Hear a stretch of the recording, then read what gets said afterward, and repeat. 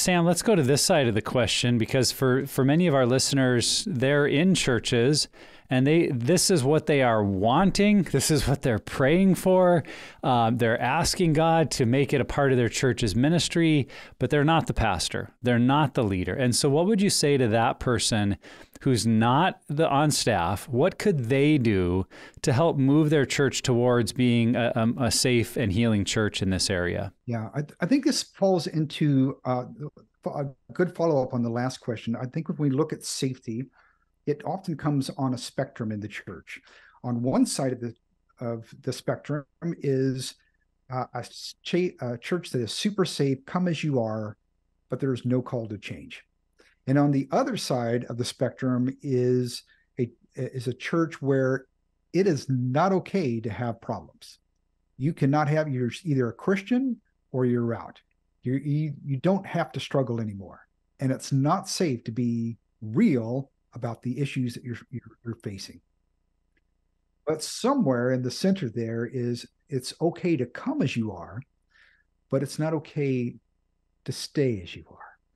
And you are welcomed into an environment where you can begin pressing in to the healing that God has for you. If you feel like I don't have any experience, I don't know where I'm going on this journey, but I'd really love to find some freedom, then there is likely that I have this struggle with saying that a church is totally unsafe. There's probably someone in your church that you can talk to, but shame is keeping you in hiding.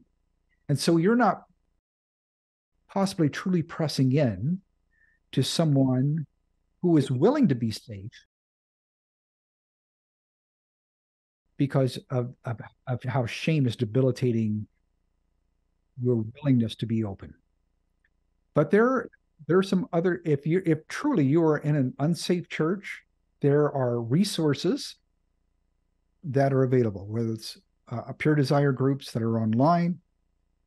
SamsonSociety.com is a community of Christian men. SheRecovery.com is a community for Christian women who are willing to press in and be open and honest. And once you have developed some freedom in your own life, once you've really leaned in and done some study and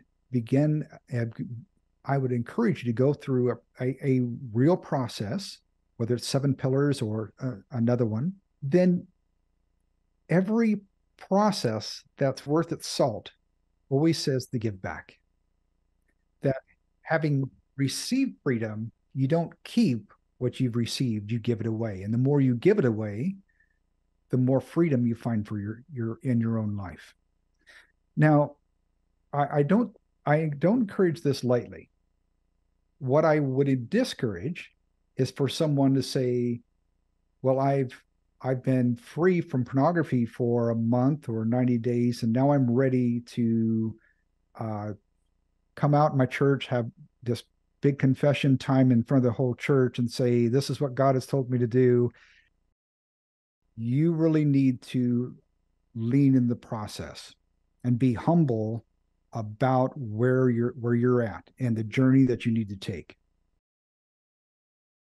But if you have been through a journey, then it's important that you can begin giving back to others in your church.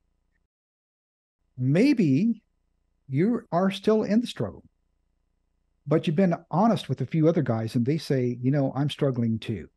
Great. Then you've just created a small group who can begin walking a process, right? There are plenty of great resources. I keep saying 7 pillars because I just love it.